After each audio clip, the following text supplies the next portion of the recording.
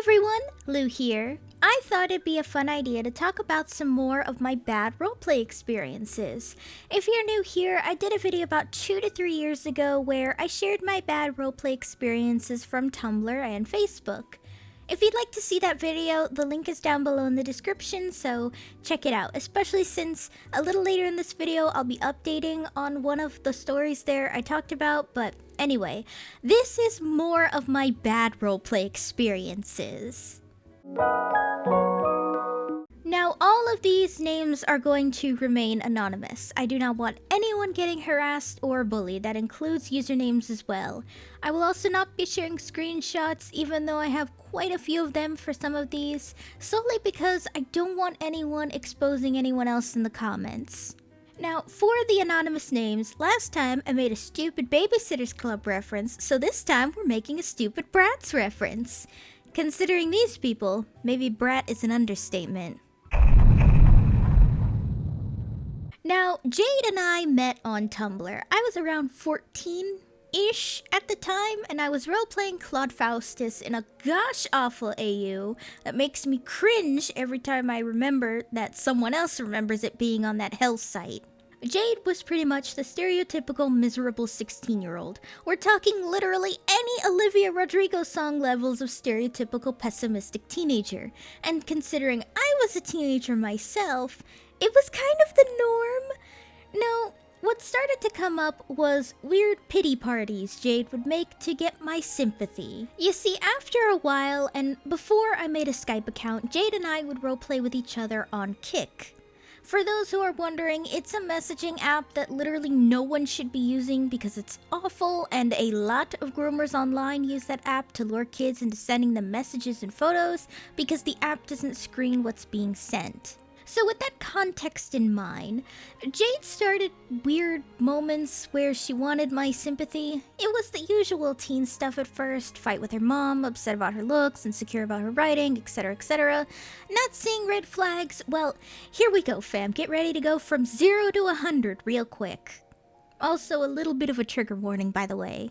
Now, Jade had started to discuss she had issues with self-harming, to a point where she would show me her scars, often fresh and very disturbing. Most people would stop talking to her at this point because, you know, that is very triggering to show someone, even if they've never thought about harming themselves a day in their life and never even thought about it. But my sympathy gears kicked in and I just thought about trying to steer her away from hurting herself. Except here's the part where having a lot of sympathy backfired, because she then would use her depression and self-harming issues to ask for very strange situations with me. Now, thankfully, I'm not talking about anything non-consenting, but I'm talking about things like mpreg, characters overdosing on drugs, characters self-harming, etc. And if you would like to know what character Jade was role-playing with all of this, fucking Sebastian Michaelis. Yes, she wanted Sebastian to be a pregnant, drug-abusing, self-harming demon. Was I uncomfortable with it? Absolutely! I don't like writing that kind of shit because 1, that is a cis male character getting pregnant, so the biology is yikes. And 2, I don't like writing characters involved in self-harming because that's just a line I feel very uncomfortable crossing because it's not my place to write that kind of perspective when I've never been in that situation myself. And whenever I tried to pull that up, I didn't necessarily like role-playing this. She would then guilt-trip me with her self-harming and other pity parties, just so that sympathy cycle would start all over again for me. The final straw came where I had exploded on her days prior for using her own issues to force me to do things I wasn't comfortable writing about, to which she'd write about a couple of hours later that she was assaulted by a man the day prior, and found out she was pregnant that very day, and then just got back from getting rid of the baby the same day, all in the span of 24 hours? So I should do what she wants because she went through all of that and was threatening to harm herself right in the middle of that bombshell. Was she lying about it all? Aside from the self-harms, because the photos were consistent with her selfies she'd share with me, I really can't tell you if that assault part was a lie. I mean, it could be the truth, but then Why would you use that on someone to force them to write shit they've expressed they're not comfortable with? Who knows? To this day, I'll never really know the answer to that. Safe to say, that was too much for me. Remember that I was 14 years old. I was a child, and I could only handle someone trauma dumping on me so much, whether real or fake. So I blocked her, and I've never heard from her again, so who knows what she's doing today. Friendly reminder, never to use your personal struggles and issues to force someone to do shit you know they're not comfortable doing. Overall, very bad time. Now, Chloe was a girl I met back in my Facebook days. I want to say I was about 11 or 12 at this point. It was coincidentally the same sort of roleplay group that Mackenzie came from the first video. Which, quick update from that video, Mackenzie was outed by my friend from that group and Stacy, who both did an awesome live stream detailing the whole situation and warning about her in that community. Last I heard, Mackenzie tried to groom another child, so her parents are looking to press charges. So hey, Mackenzie gets her comeuppance. Anyway, back to the actual story. Chloe was someone who didn't talk to others in the group too much. She knew a few people, but didn't really talk with them, and all I noticed she really did was respond to photos of dolls she posted on the website Flickr. For those who don't know, because this is kind of important to the previous video, Flickr is basically DeviantArt for photography. Was a really cool site before Yahoo fucked it up the ass like they usually do with websites they own, but what can you do? So, Chloe and I would talk and get along surprisingly well. We both loved vampires, Tokyo Hotel, Hot Topic, and those lol so randoms and lol so crazy videos on YouTube. If you know, you know. Just saying. As this was a group of doll collectors and roleplayers, we thought it would be fun to roleplay with one another. Oftentimes, we would roleplay our Mad Hatter-esque characters doing silly things, or CL fandom hive bitch slapping a demon girl because reasons. Except, like, with all these fucking stories, weird shit starts happening. Now, this was around summer 2010-ish, which was basically the rise of creepypasta. Mostly Jeff the Killer, Slenderman, and Smile Dog. They were known as the Big Three at the time. Hell, this was even before Ben drowned, Eyeless Jack, Laughing Jack, Tiki Toby, Sally, and Clockwork.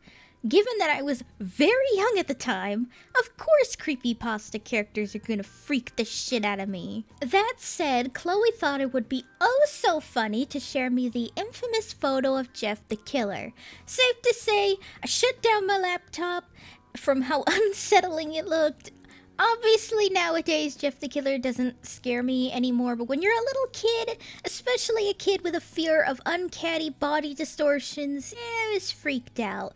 I popped off on her for sending me something so scary that she found hilarious. Was it mature of me? Not at all, but remember I was 12, so obviously I'm gonna handle this as well as a bull in a china shop. Chloe, however, apologized and said it was her best friend, Miko, who took over her account while walked away and sent that. I believed her, forgave her, and we carried on our merry way having a good time and role-playing dumb shit. Then, about a few weeks later, Chloe then asks, "Hey, do you want to see something funny?" Thinking this time it would be something actually funny, I said yes.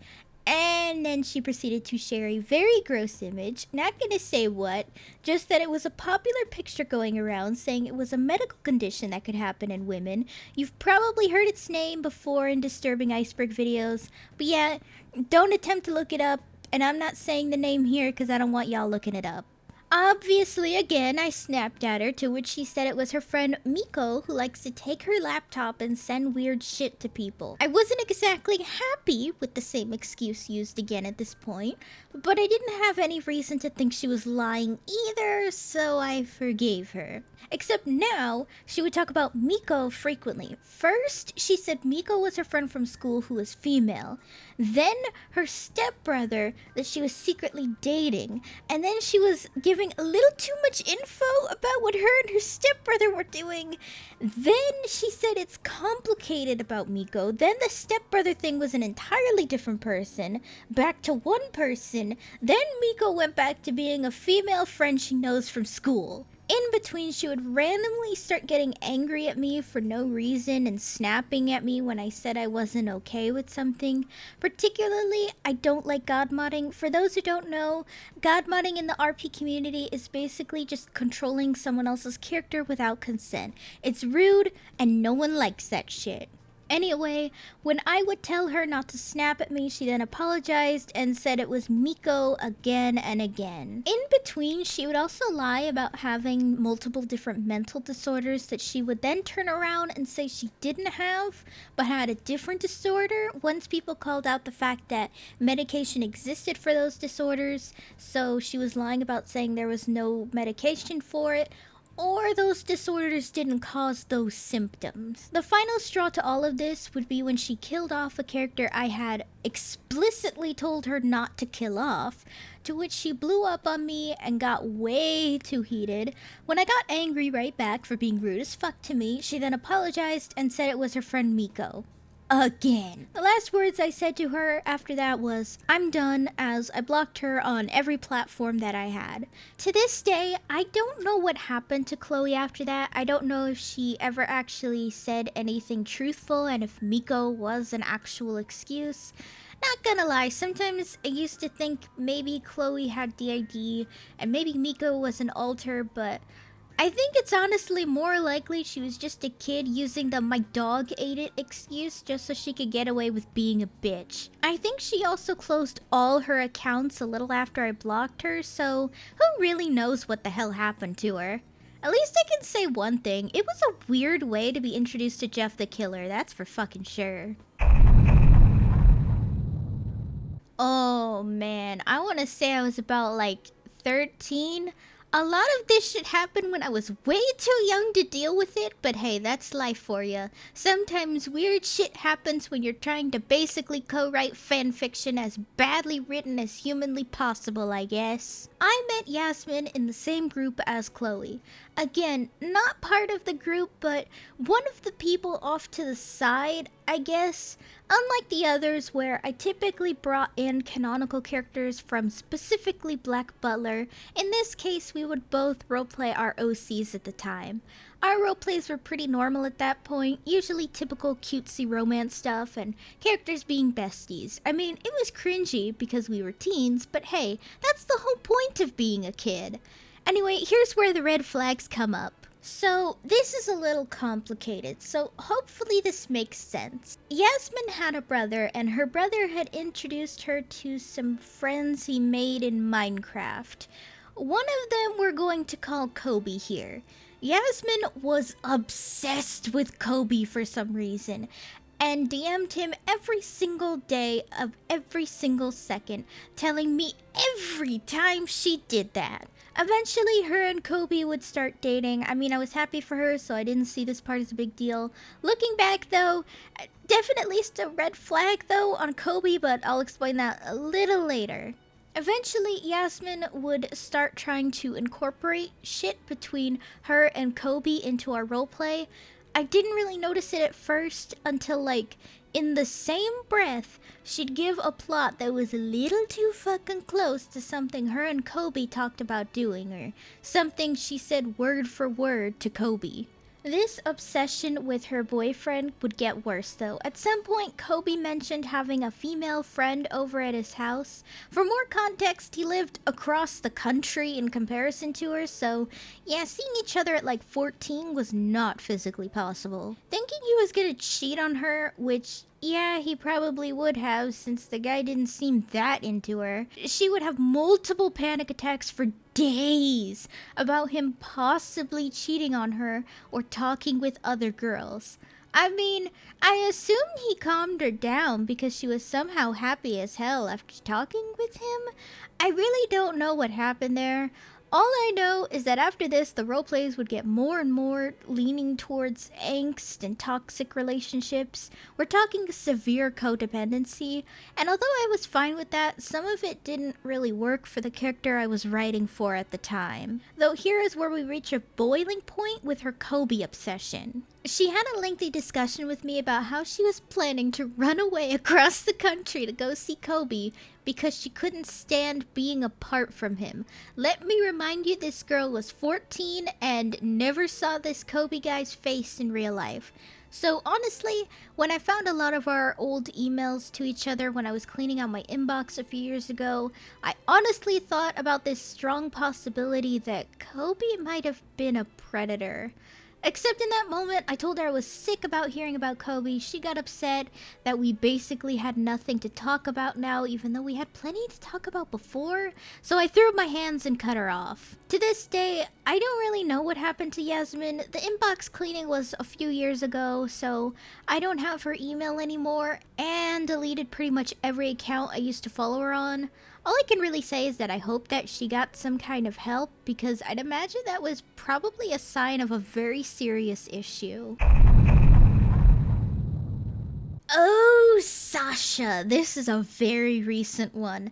To be honest, Sasha is so fucking shitty and borderline dangerous that I actually contemplated exposing her because of all the lives she ruined. But that's not very mature of me and would be really shitty when she lives with people who didn't do shit. Although Sasha is fucking garbage, I'd rather not endanger others because they didn't do any of this. Okay, so to the story. I met Sasha around 2018-ish. We met on Tumblr through the Castlevania fandom at the time. I was roleplaying Alucard because of fucking course I was, while Sasha was roleplaying Lisa, Alucard's mom. I would eventually add her on Discord, and we got along pretty well. We had a lot of similar interests in that we both love Black Butler, Yu-Gi-Oh!, Full Metal Alchemist, and a bunch of other anime. Now, the thing is that from 2018 to 2021-ish, Sasha and me would speak very briefly. It wasn't really a friendship, and more that kind of person who shows up to say hi, you have a good time, and then they leave. I usually call this the drifter friend. Pretty sure everyone has someone like that in their circle anyway. First red flag with Sasha would come when she accidentally shared her adult entertainment account on her public Twitter. Thinking she was hacked and almost ready to report it for bots to help a homie out, I checked the account and boy did I make a fucking mistake. Now obviously I don't care what someone does. You want to make money doing adult entertainment, I don't give a shit at all. Although I thought nothing of it at the time. This would come back later. She had a specific fetish in which forcing people to give her money would turn her on. Not trying to get too specific here, but like I said, this is important as she basically moved from an adult entertainment account to doing it in secret-ish instead. This was around early 2019, I think. I don't fully remember, honestly. Eventually, Sasha would make a huge resurgence in 2021, hyped up by the Yu-Gi-Oh! Fandom for whatever reason, so she invited me to a roleplay server for Yu-Gi-Oh! And other fandoms. I mean, some of these didn't really blend well, like how the fuck does 2003 Full Metal Alchemist, Doraemon, Final Fantasy 15, and Bungo Stray Dogs fit into Yu-Gi-Oh! I honestly don't know, fam, you tell me. Still though, in the beginning it was fun. Now I started to notice major red flags. Second red flag being that I was loved bombed by Sasha the second I joined in, then was promptly ignored once the hype for me was coming down. Now let me be clear that there is a distinct difference between love bombing and showing someone actual affection. Obviously, I'm not a psychologist or anything, but I will say that love bombing is obvious. It's extremely fake when you look back on it. You're treated more like a prize than a person whose company is enjoyed, lasts in short bursts, and is honestly very generic compliments. Just making that clear because I often see people confuse affection for love bombing, and it's pretty fucked up, so wanted to explain that. Anyway, as Sasha became more and more active, the more I noticed toxic behaviors from Sasha. We're talking toxic positivity, narcissism, guilt tripping, etc. The worst is that Sasha would constantly ask for money from people in the server. Now, normally someone asking for money is neither here nor there. America's expensive, life happens, and hell, I have a donation page too, so that'd be hypocritical anyway. That's not the problem. What is the problem is what Sasha would ask for and then proceed to show what she spent the money on. Sasha would claim she was dirt poor and had no money for food, so often she would ask for money for food. No problem, right? Except here's the thing. Not too long after someone would donate their money, she would brag about a video game or merch she bought. People wouldn't donate cheap either. Once she begged for $60 on Tumblr for food, and I noticed she bought Resident Evil Village, which was about $60 at the time. Someone even donated $1,000 to her at some point, which she claimed someone giving her that much would practically save her life. But instead, I noticed she suddenly had a Nintendo Switch and multiple games for it. She would beg so often and cry poor so often that people on disability would literally give their disability checks to her, and someone on food stamps even gave their food stamps to her. And honestly, the fact that she was scamming people who needed their fucking money to spend it on games and toys is just really fucking disgusting. Why didn't I say anything then? I technically had no proof at the time because it was circumstantial at best. And honestly, this was a cult. I'm not kidding. This group quite literally had cult behavior, except for me and one other person. Literally everyone in there had the same mentality of someone entering a cult to a fucking T. As for the roleplays themselves, here's the thing. Despite complaining she often had no one to write with, I was often very happy to write with Sasha to be nice. Was her writing good? Honestly, her writing weirdly dumbed down a lot over the years. What used to be pretty detailed and well-written stuff turned into bored one-liners, almost bordering on the shit I read in my bad anime roleplay videos. Here's where shit starts to fall for Sasha though. A guy came into the server, let's call him Cameron. Pretty much Cameron literally didn't do anything, just was honestly pretty quiet and chill with everyone. People started to really like Cameron because he was cool and chill, and that made Sasha jealous. So, hearing someone else made up a bad experience with Cameron because he didn't let them flirt with him or his girlfriend, Sasha started a smear campaign against Cameron. At the time, I didn't know Cameron at all, so unfortunately I believed it. It was stupid, but hey, I'm human and I honestly have my stupid moments if this video isn't a big enough sign of that. Except, Cameron made a honestly funny post explaining he wasn't bothered by any of this because it's honestly stupid. The main point he made though, pretty much identical to what I'm saying in this video.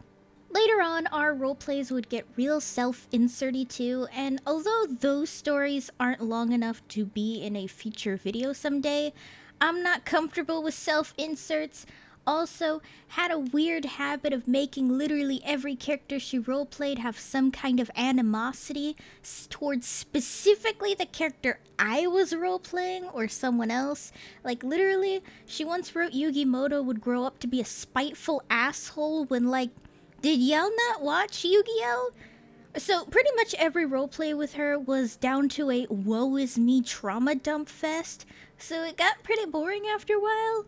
Also, it was boring to write the millionth response to, I'm like this because of you. Well, some time goes by, and one by one, people started getting information on Sasha and realizing she was full of shit the whole time. She admitted to others she was a compulsive liar, or rather an ex-compulsive liar, and thought she was really cool for it. The final straw was that she was starting to gaslight and mentally abuse several people she considered friends at the time. Not me, because I was losing trust in Sasha and keeping my distance. The final straw came when Sasha allegedly went to a mental hospital, making an ableist remark about it, then proceeding to show a fake as hell hospital record. Picture any fake hospital record you've seen a teenager make to get sympathy, and that's how bad it was. After this shit show, I came in contact with Cameron and apologized for believing a compulsive liar and scam artist. We're actually friends now, and he's a really cool guy. And now this whole ass fucking recount is the biggest TLDR I've ever done. So much happened with Sasha that it will literally need to be its own right opinion styled video about her. Sasha did more shit shit, including cheating on her girlfriend, defending people who draw NSFW art of child characters, stereotyping people with certain disorders, using the existence of her daughter so people would donate more money around the holidays, and more, that it was honestly just a fucking hellscape. So, update while I was editing this, and I was almost done too, but now I have to go back and edit this. Cameron and I are no longer friends. Turns out some of the allegations against him were true, and it's a long story. Kinda needs a separate video for that in the future. If you guys want that, as always, let me know down below. But, yeah, quick update. We are no longer friends. But, yeah, back to the rest of the video. But if you want to hear more about this one, maybe I'll find a way to make a video about it that's more elaborate and dances around a lot of revealing topics. It's a big maybe though, because like I said, this was just a huge mess of a situation. Goodness knows I've seen some shit, fam. Never let anyone tell you the roleplay community is sunshine and rainbows, that's for fucking sure. I'd love to hear your thoughts though. Let me know down below what you guys think of the video, and who was honestly the worst one to hear. I mean, they're all pretty fucking bad, but I'd say Sasha takes the cake in my opinion. Hey guys, thanks for watching. If you liked the video, be sure to give it a thumbs up and consider subscribing if you're new. If any of you would like to help support my channel in any possible way, my Ko-fi page is down below in the description, along with all of my social media. For any subscribers, new or old, who'd like to help with video ideas, or maybe just want to talk about anime or something, I have a fan server link down below. See you next time!